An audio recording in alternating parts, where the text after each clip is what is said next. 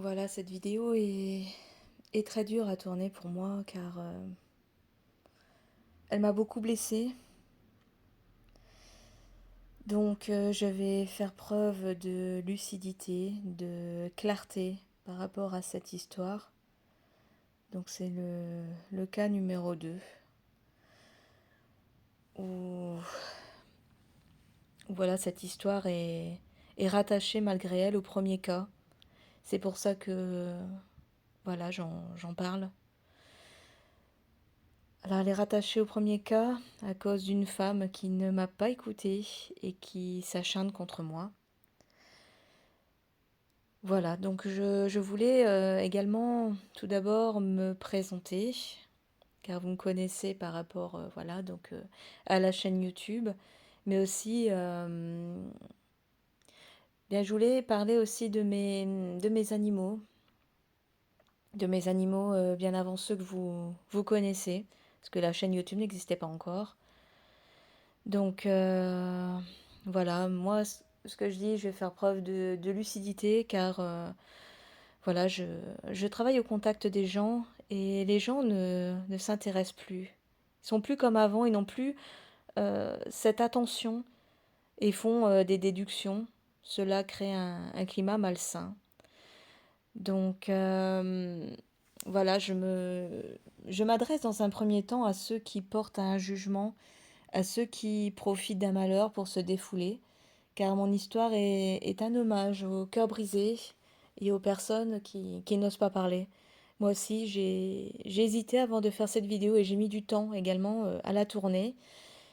Donc voilà, je, cette histoire peut également vous concerner.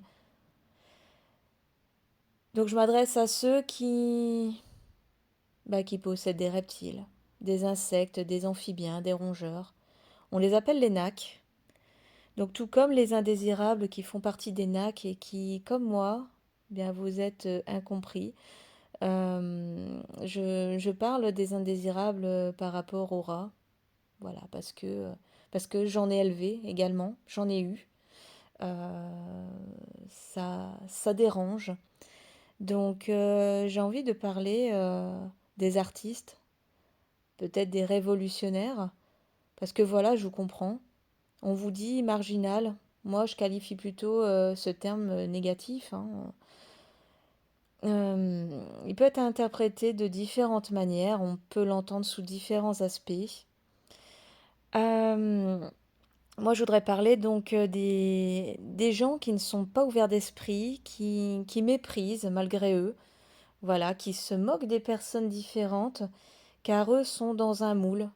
Et ils ont leurs problèmes, mais ils ne veulent pas admettre qu'ils sont dans la même catégorie, enfin, ils vont faire semblant de s'intéresser à vous, et le danger est là. Voilà. Parce que vous êtes différent. Non, ces gens-là ne sont pas gentils, ils ne compatissent pas. C'est cette mentalité-là où j'ai été confrontée et j'en ai fait les frais, car j'ai perdu mes animaux. Donc c'est très dur et j'essaie d'en parler avec force. Donc j'essaie de me concentrer au maximum pour vous faire comprendre les choses, de faire passer un message, car j'ai subi un choc. J'ai subi des faits choquants, violents. Je suis encore meurtrie mentalement à cause de ces gens-là qui me harcèlent, qui m'insultent, qui me prennent en photo sans se cacher. Donc c'est de l'intimidation, des tags, de la musique à fond. Donc aucun respect pour les gens qui sont au deuil, hein. Voilà, on applaudit, on me dérange la nuit, voilà, on sonne. Moi, je trouve que tout cela est injuste. Et l'angoisse d'être persécutée également. Ces faits-là, je les ressens comme une menace. Donc, moi, je parlerai donc de mes voisins parce que c'est eux qui m'ont blessée, ainsi que ma fille. Je comprends pas faire tant de mal, tant de souffrance. Ils prennent plaisir à le faire. Moi, j'étais encore en arrêt. depuis mon accident de la route dont j'ai été victime. Et je vous montrerai des photos justement, hein, donc, dans cette vidéo pour voir un peu ben, mon calvaire. Donc au moment des faits, j'étais toujours en rééducation, donc pendant plus d'un an, hein. Euh, voilà, donc cela a engendré des rumeurs, donc de la méchanceté. Je me pose la question pourquoi. Alors, je suis quelqu'un qui philosophe beaucoup, qui parle beaucoup, qui est beaucoup dans la communication. Donc, je me suis confiée également à des personnes proches, également à des personnes de l'école de ma fille qui me connaissent, qui ont vu mes chiens, mes chinchillas.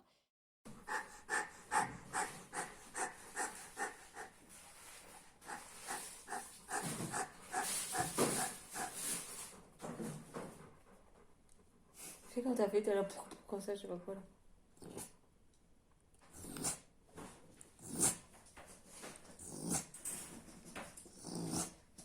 Tu me fais bien.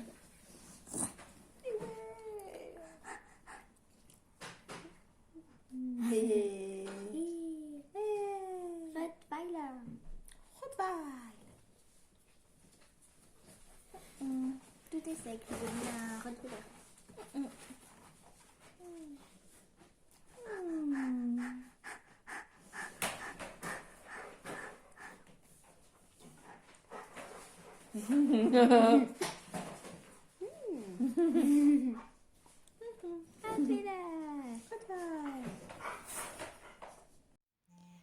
Donc ma chaîne YouTube, vous avez pu voir des vidéos également qu'on a tournées, un peu humoristiques avec nos animaux, avec nos chinchillas. On a fait des tournages avec eux. Donc moi, je les ai élevés, je les ai vus grandir, je les ai vus naître. Et ils m'ont été pris injustement. Voilà. Ils m'ont été pris par l'LPA le jour de soi-disant mon audition par rapport voilà, à tout ce que je subissais. Euh, voilà, donc bien que j'étais suivie encore à ce moment-là, que j'étais en rééducation avec ATL, du Jarrier, et sous médicaments, donc suite à une fracture ouverte de l'humérus avec traumatisme nerveux et 2 plaques dans le bras, avec lequel j'écris. Donc pour moi, c'était un sacré handicap et des contraintes qui ont beaucoup fait jaser autour de moi.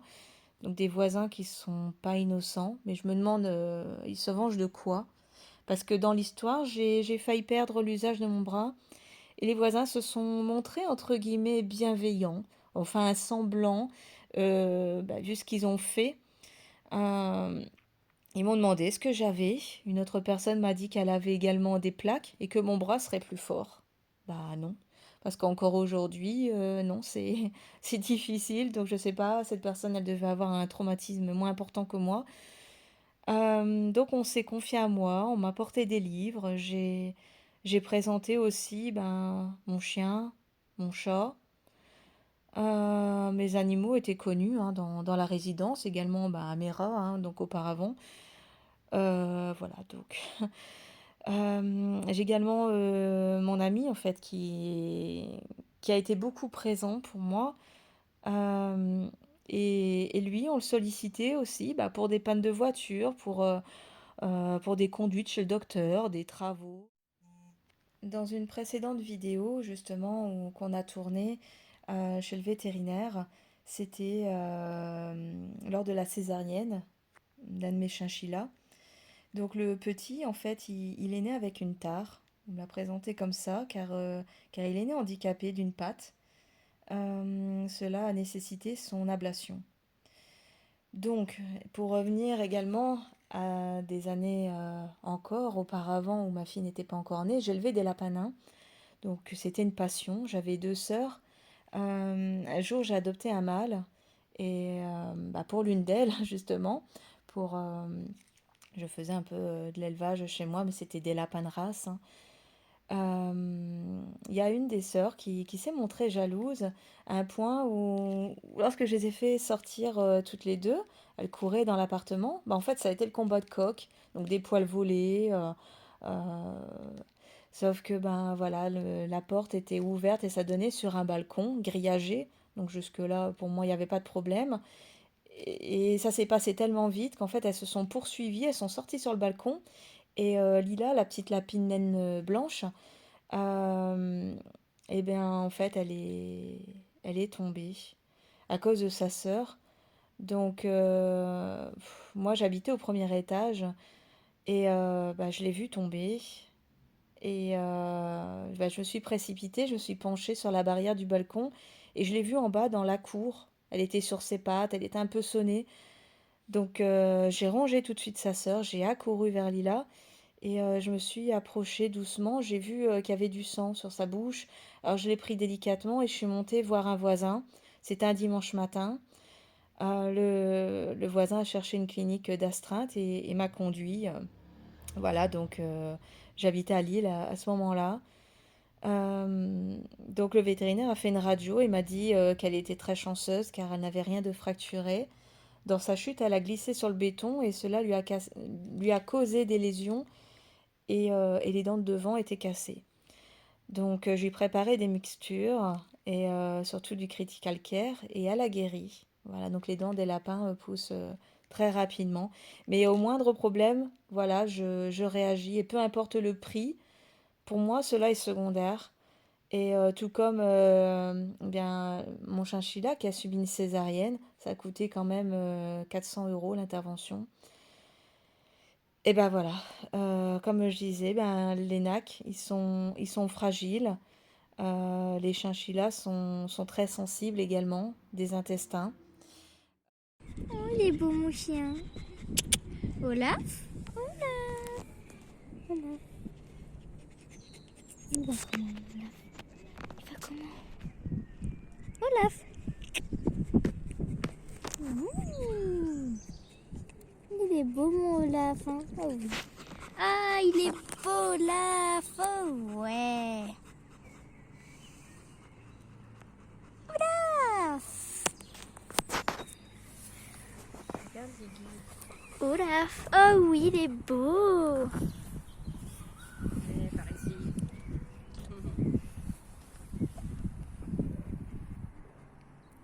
Oh, il a des dents pointues. Hein. Olaf. Y'a quoi là-bas? Y'a rien. Non, y'a rien. Non, c'est rien. Hmm. Hmm.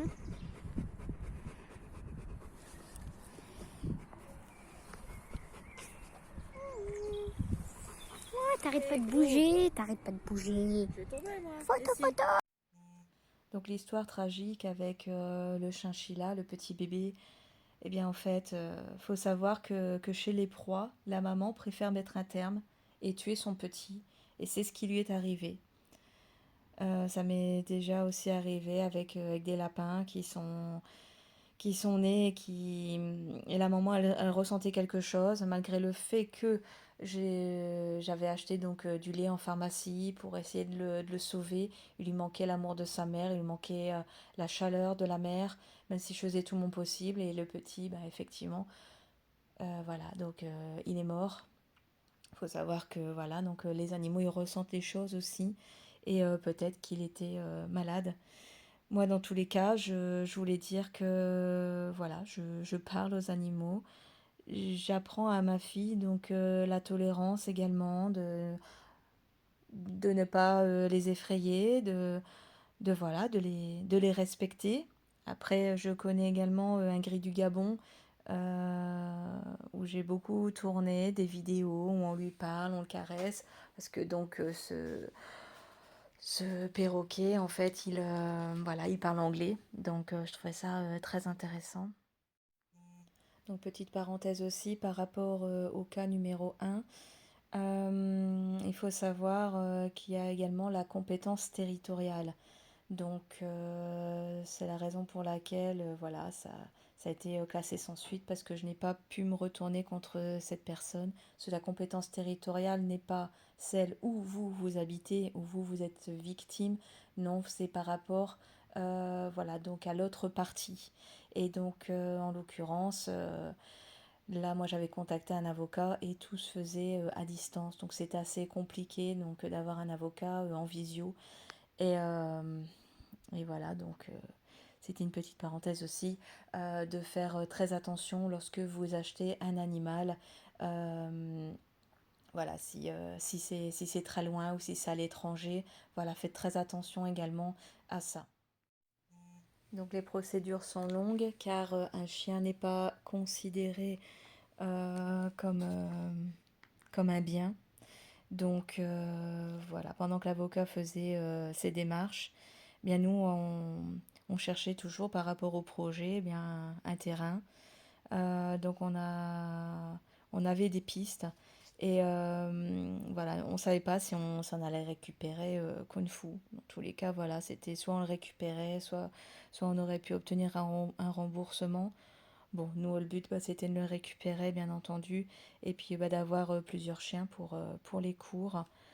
Et comme, en fait, voilà, j'aime bien aussi donc les chiens de catégorie, et par rapport au projet, oui, on en aurait eu beaucoup. Et bien, en fait, on s'est tourné vers une race qui, pour moi, n'a rien de méchant. Euh, c'est une race incomprise, je dirais. Voilà, elle représente exactement ça. Parce que non, un chien, donc tout dépend comment il est élevé, mais non, un chien à l'origine n'est pas méchant. Un petit chien peut être tout aussi méchant qu'un Rottweiler ou un Pitbull. Donc bien sûr, les dégâts ne sont pas les mêmes, mais la loi des chiens est la même pour tous. Dans un premier temps, on a rencontré Olaf à la LPA. Puis en fait, on a perdu sa trace. J'ai eu peur qu'il soit euthanasié, parce que c'est vrai que ça fait pas très longtemps que les chiens de catégorie peuvent être adoptés à la LPA. J'ai passé mon permis de détention pour avoir un chien de catégorie. Donc j'ai passé des formations. Euh, et puis, euh, et puis en fait, j'ai retrouvé la trace d'Olaf sur Internet. Tout concordé. Donc je suis rentrée en contact avec l'association. Et il y a une prévisite qui a eu lieu le 17 mars 2022. Donc on a récupéré, en fait, donc Olaf a été récupéré donc chez son ancienne propriétaire. Et, et en même temps, donc la personne de l'association nous donc a montré en fait une vidéo qui avait été tournée à l'LPA euh, où on voit en fait voilà Olaf qui pleure. Il était totalement ignoré quelque part, il était comme maltraité parce que personne ne s'occupait de lui.